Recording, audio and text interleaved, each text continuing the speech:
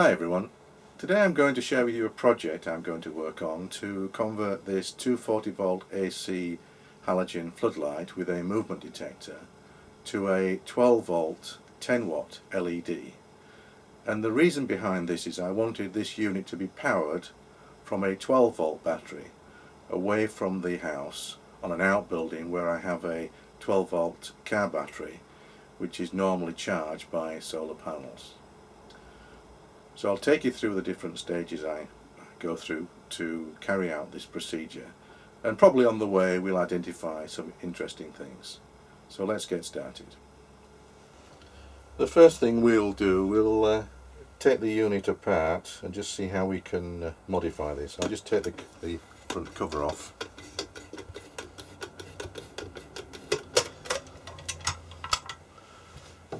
And take out the halogen lamp, and there is a fixing screw there right at the back which is obviously holding this metal shield in, so let me just see if I can remove that.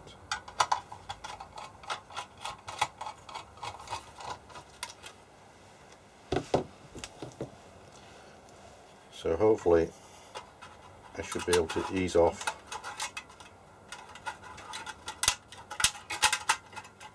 panel.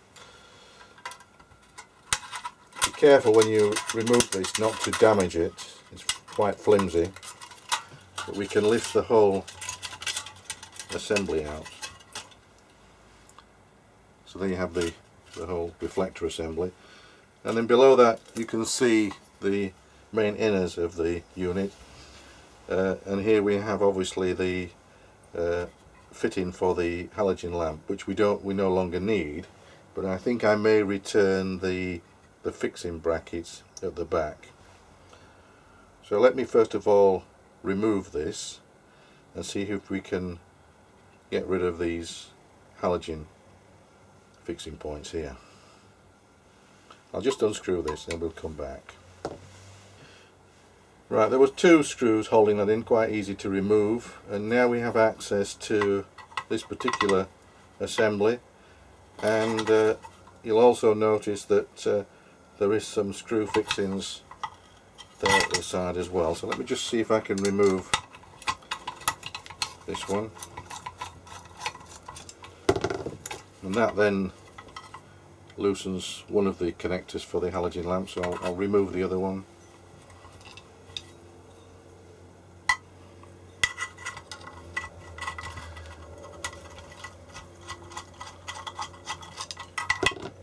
Right. And what we're left with now is the metal assembly, which I want to keep because I want to be able to screw the heatsink for my LED onto this, and it transfers the heat then to the rest of the case. But what we don't need is these connectors for the halogen lamp, so what I'm going to do is I think remove those, but obviously I need to retain the wire. Right, looking at the way this is connected, it's actually fixed onto the assembly, and then the metal assembly is riveted onto the rest, so I'm going to have to cut that to remove the wire. Try and cut it as close as possible to the connector. There we are. So that's one of them off.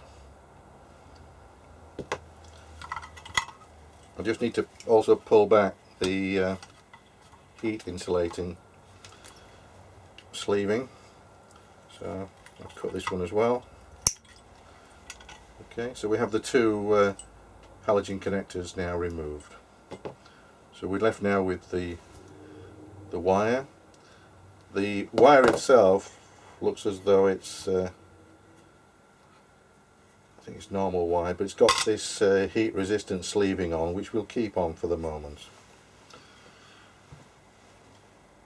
So what I'll do now is I'm going to reinsert the metal bracket at the back,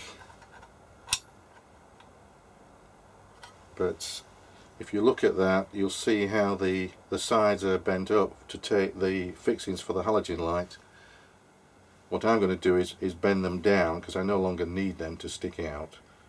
So let me do that. Right, I've bent the sides down so they're now flat, and they'll be kept out of the way of the sides of the unit. So what I need to do now is rebolt this to the casing.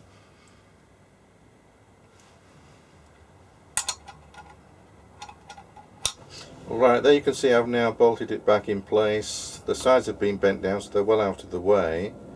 So what I'll now do is just check the positioning is correct of that, so it lines up with the hole for the reflector. Right, there we have the reflector positioned back in again, and just for the time being, I think the slots at the side here, I will simply use them to feed the cable through to connect onto the LED. So what we now need to look at is mounting the LED there, so it's fixed onto that single screw.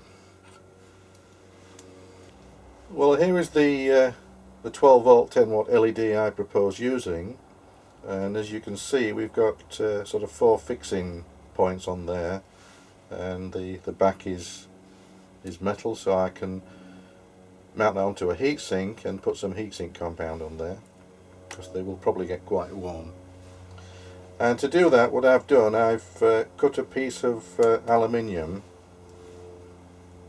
and just drilled a few holes in it. So there's the aluminium that I've cut, and basically what I've done is I've just drilled a hole in the center to take the center screw and countersinked it down, and then I've drilled 2 fixing holes there and just threaded some small screws in there that fit through the LED.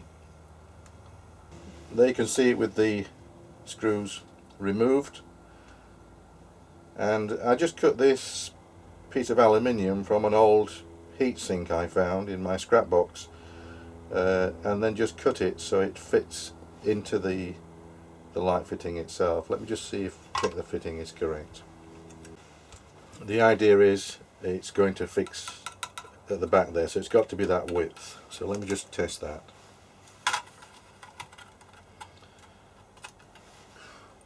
So that seems to fit quite well. So what I'll do now is I'll fix that to the back with the screw that I took out originally, and then we'll put some heatsink compound on this, and then we'll screw the LED on.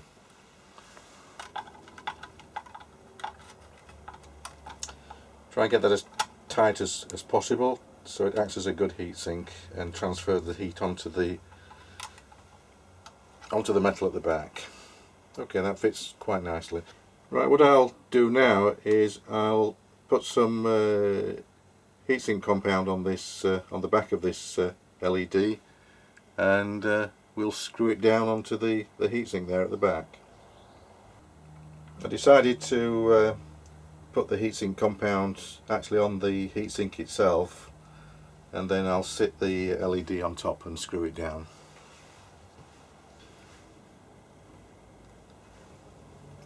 As the fixings on this on one side of the LED are slotted there, I can just put one of the screws in first of all onto the heatsink, and then position it onto that slot there, and then I'll put the other one in opposite.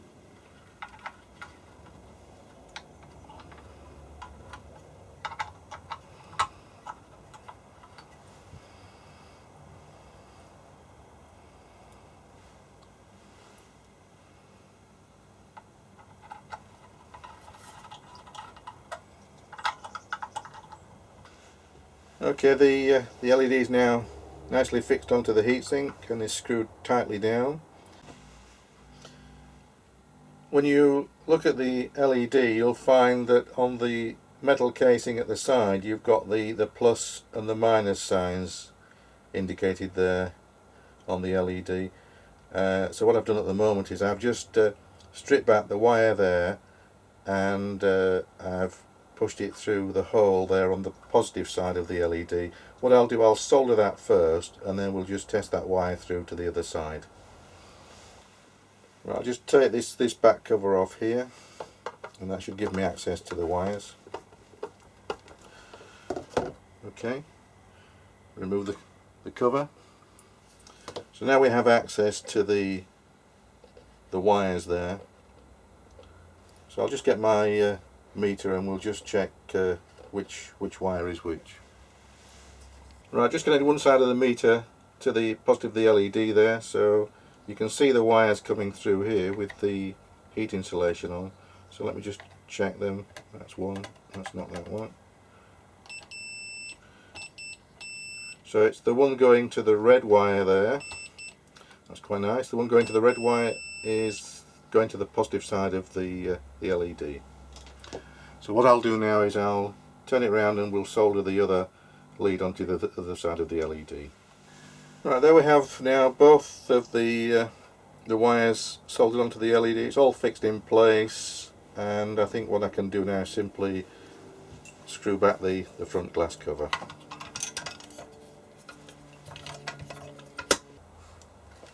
Okay, that bit's complete. Let's now focus on the other side of the unit. Right, the next thing we need to do is gain access to the circuit board, and to do that we need to remove this cover here where we have the plastic controls on. There's just two screws in that. That should come off quite easy.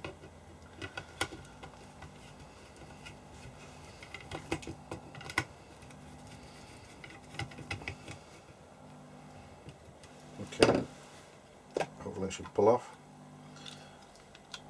There we are, we've pulled off that panel there now. You can see they're just plastic spigots going down into these presets here, which is obviously the control for the movement detector. Right, let's have a look inside. Right, what we have here, we have two printed circuit boards. The one at the front here is obviously the one that's got all the sensing circuit on for the movement detector, and the one at the back here is the little power module, which is obviously taking the 240 volts AC main supply coming in and then converting that down to the lower voltage to power this module, but also then switching the 240 volt supply via a relay to the halogen lamp. So what we need to do is get this unit out of the casing here. So let me see if I can just pull that out. Well, it appears that both the units are fixed together at some point. I think there's a little ribbon cable at the back, so I need to be careful. So I need to pull them both out together.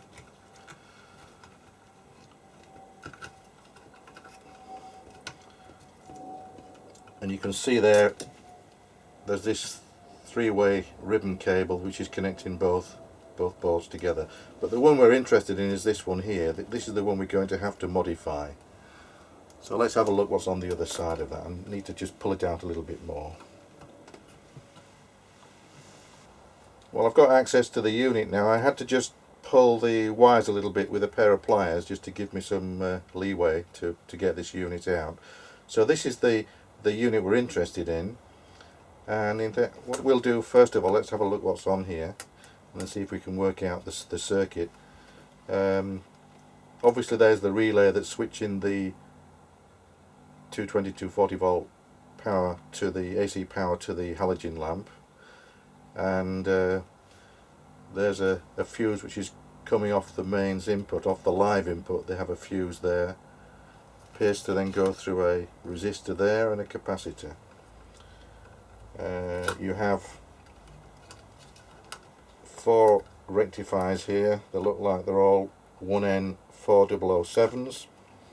An electrolytic capacitor, 2200 microfarad, and looking down there's actually a little voltage regulator IC, which is a 78L08, so it's an 8 volt regulator. And next to that you have a Zener diode, and then just at the back of the relay, just there, we have a little transistor, and that's obviously used to drive the relay, and there's a diode just behind the relay, which is obviously protecting against the back EMF of the coil of the relay. So let's just see if we can work out this circuit and then just draw it up on the board and have a look at what it's doing. Well, I've managed to work out the schematic for this module in this floodlight, and basically they're using a capacitor, this 330 nanofarad 400 volt capacitor, and they're using its capacitive reactance properties as a effective mains dropper at 50 Hz mains frequency. So the capacitor is actually acting like a resistor, dropping the voltage down to a low voltage, which is then rectified by this bridge rectifier network made up of 4 1N4007s.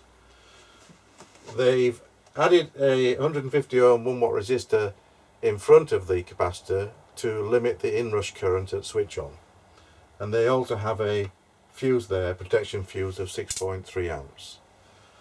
Interestingly, in this module, the capacitor that they use, I would have normally expected X-class or X-rated capacitor to be used, since it's working at mains voltage, but they're not using that type of capacitor. It's just a standard 400 volt capacitor, but I suppose they're protected to some degree by the fact they have a fuse there.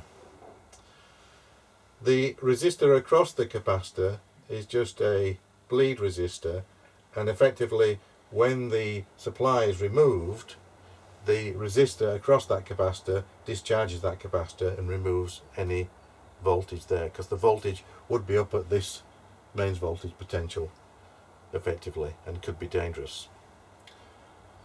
So the output then, as I say, is rectified, it's smooth with this smoothing capacitor, and it's clamped with a Zener at 24 volts. So effectively this circuit here is delivering a plus 24 volt DC supply.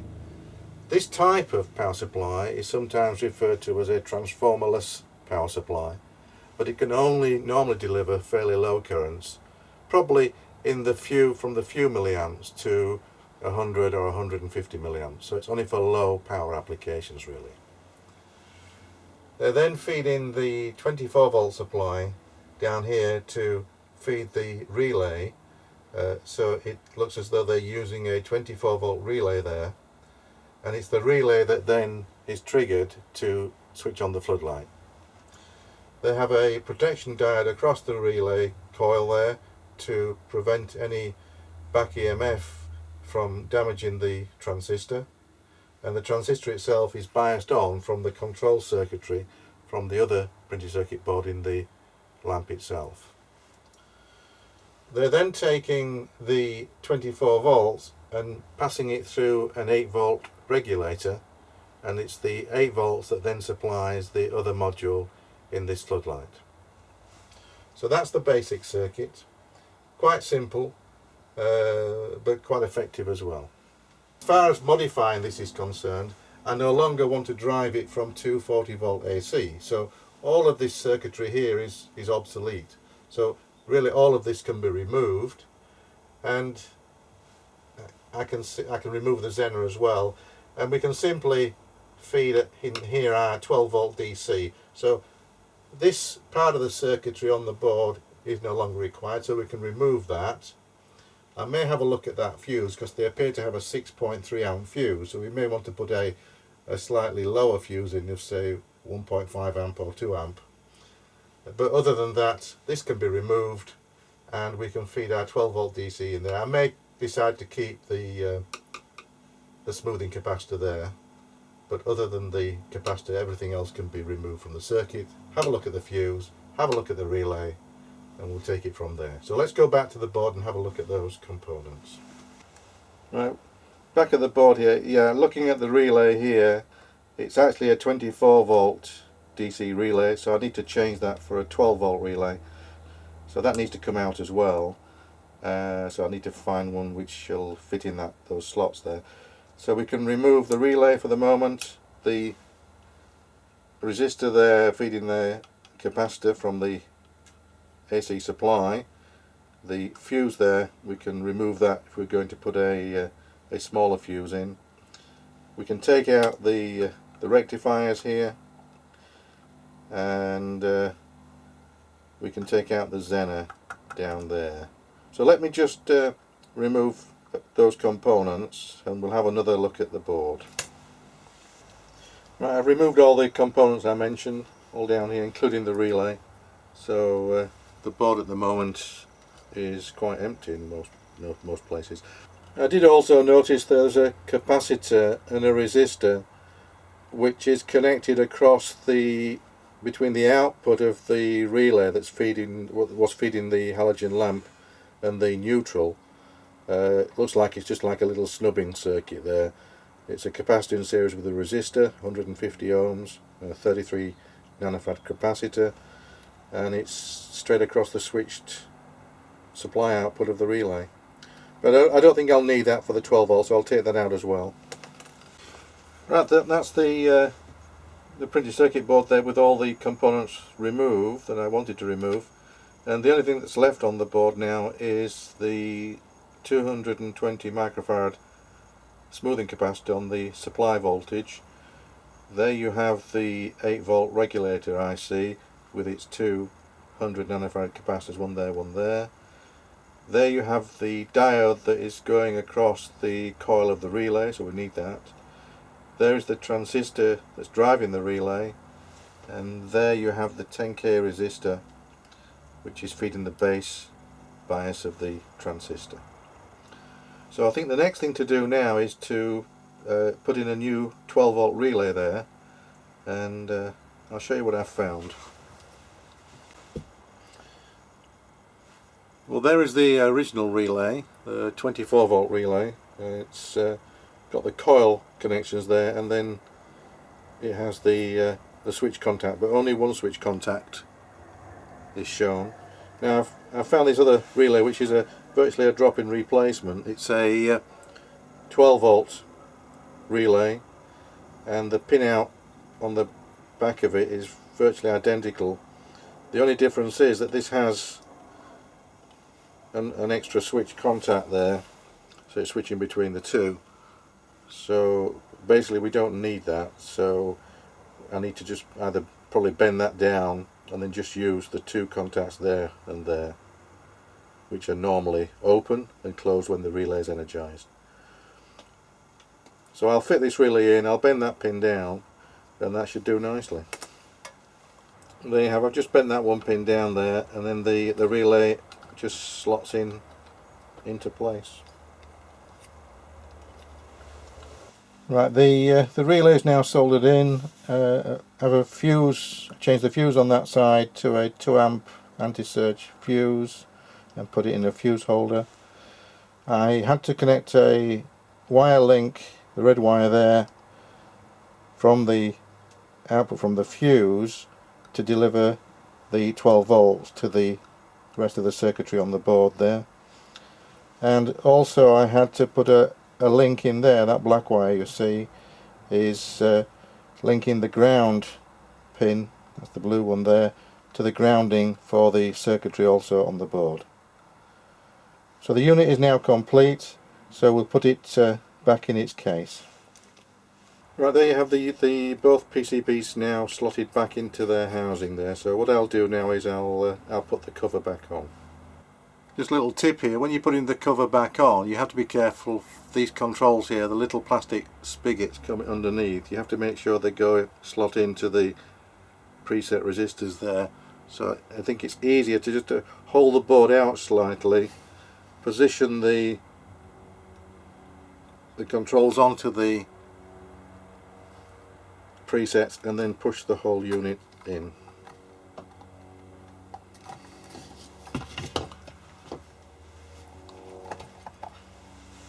And then screw down, put the screws back in and just fasten the whole thing back up.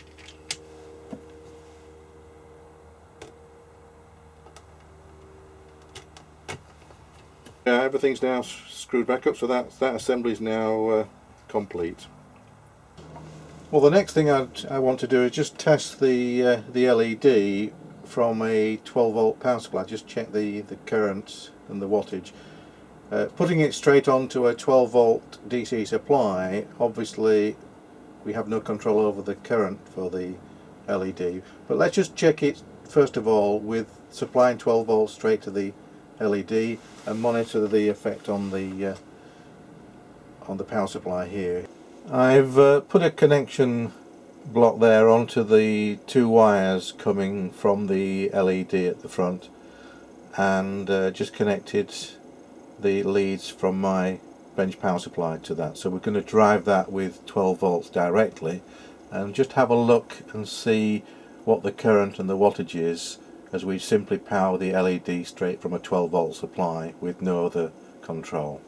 Right, I'll set the power supply to 12 volts, set to 12 volts, and when I switch the power on to the LED, just have a look at the current and the wattage there.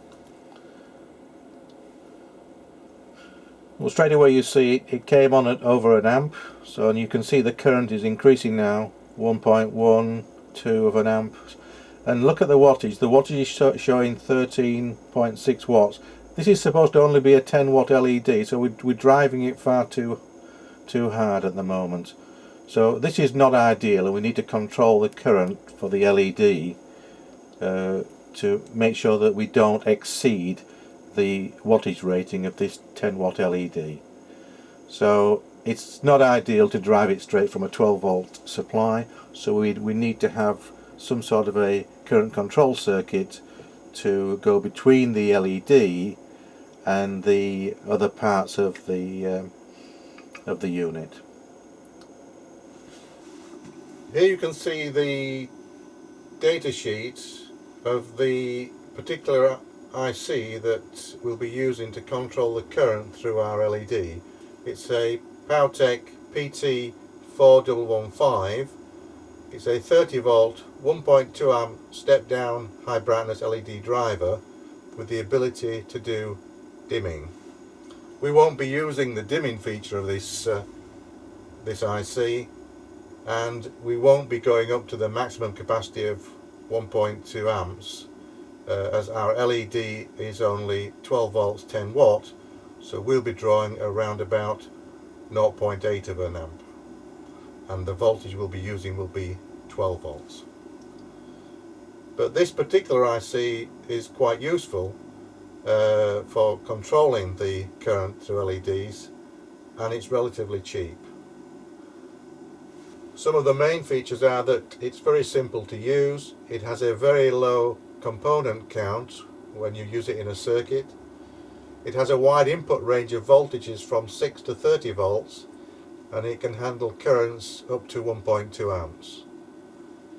It has the ability to alter the brightness of the LED by a dimming effect, and this can be done either by a DC voltage or a pulse width modulation signal going to the chip. The chip itself controls the current by a current sense resistor external to the IC, and this is actually on the high side of the power supply going in. So it's very simple to use, and very few components required to carry out this particular function of controlling the current of the LED.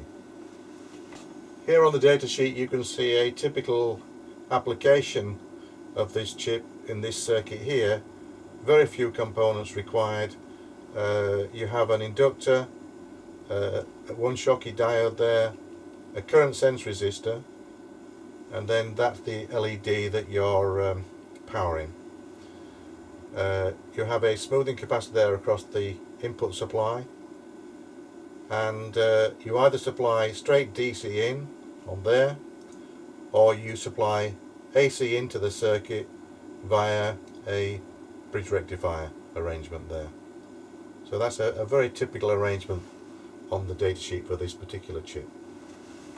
Okay, here's the little module I found. There's the chip there on the PCB. That's the PT4115, and all the other components there. The current sense resistor on this little module is made up of two resistors in parallel, so you could actually change that if you wanted to adjust the current. And basically everything's on this module. On the other side you have the small inductor, and you have the the electrolytic capacitor.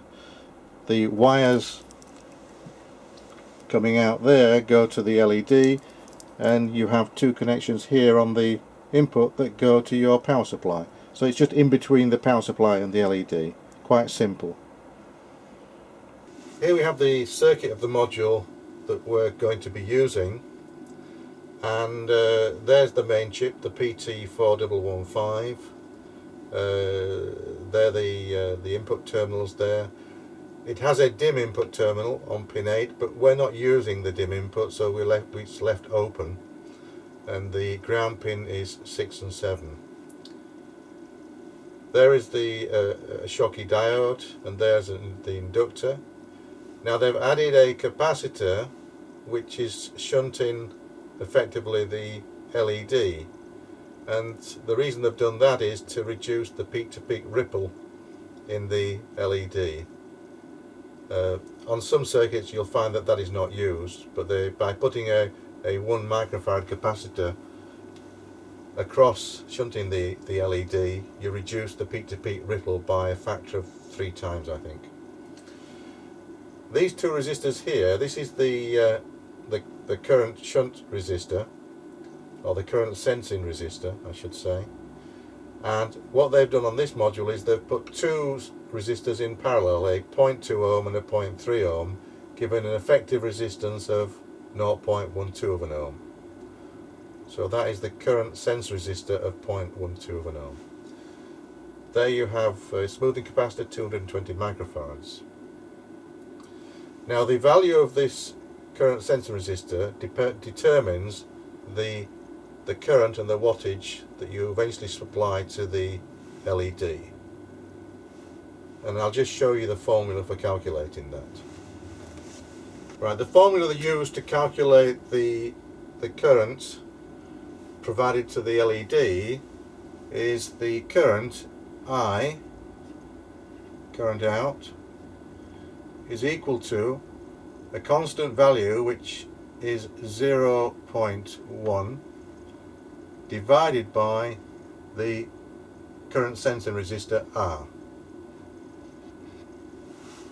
So in our example it would be 0.1 divided by 0.12 of an ohm equals 0.833 of an amp, or 833 milliamps. We know in the circuit that we're using, we're going to be using a 12 volt 10 watt LED.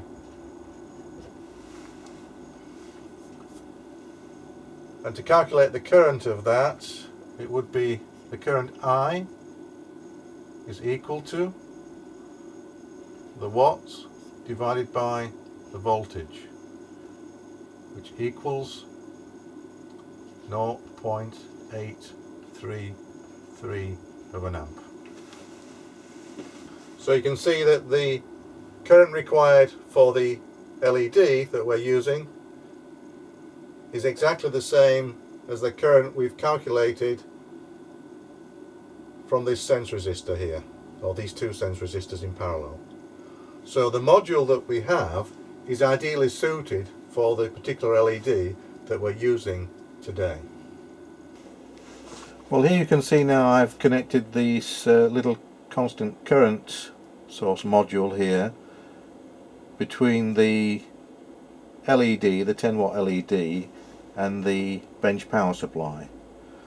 So let's switch the bench power supply on at 12 volts, and let's have a look again at the current and the wattage and see the effect that this module has now on the unit.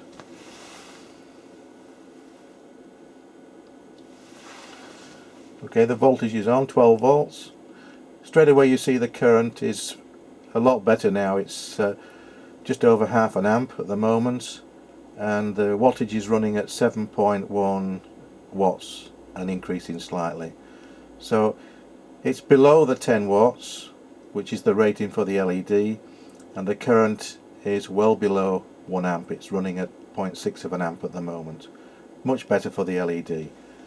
Now I suspect the reason why the LED is not running at its 10 watts capacity is that on this particular module you have a bridge rectifier circuit here on the input. This same module is used also on AC supplies, and therefore you need those rectifiers. Whereas I would suspect now on DC, although the DC voltage goes through the diodes, you've actually also now got the forward voltage drop across the diodes, affecting the current that's finally getting to the LED. And I suspect that's why the current is 0.6 of an amp and the wattage is about 7.5 watts.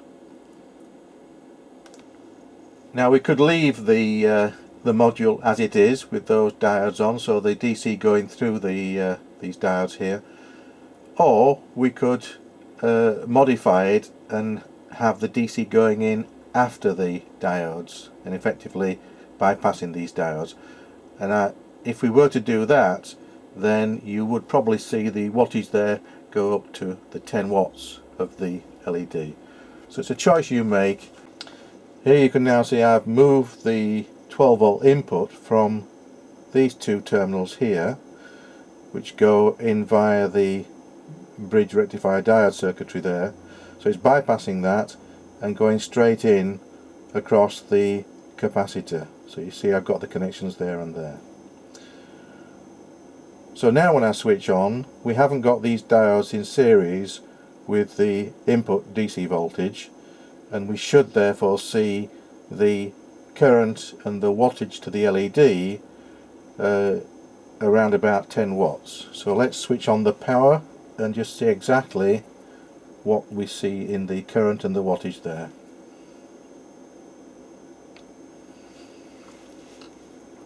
Well, straight away you see the current is gone up to 0.885 of an amp, and the wattage is now showing 10.26 of a watt. So the LED is now running around its maximum capacity, around 10 watts. Here we can see the constant current module here now wired into the unit. I've put an extra little connector on there. These are the wires coming from the LED, and they're going straight now into the module, and the two wires from the module are going to the red one is going to the switched wire, and the black one is going to the neutral. Okay, there you have all the unit installed now. The main connector there, I've got the lead now wired up coming out. There's the small little terminal block I installed to connect the little constant current source module there. All installed quite neatly, plenty of room there. So all I need to do is put the back cover on. Well, I hope you all found that project of interest, and I'll see you all again next time. Bye for now.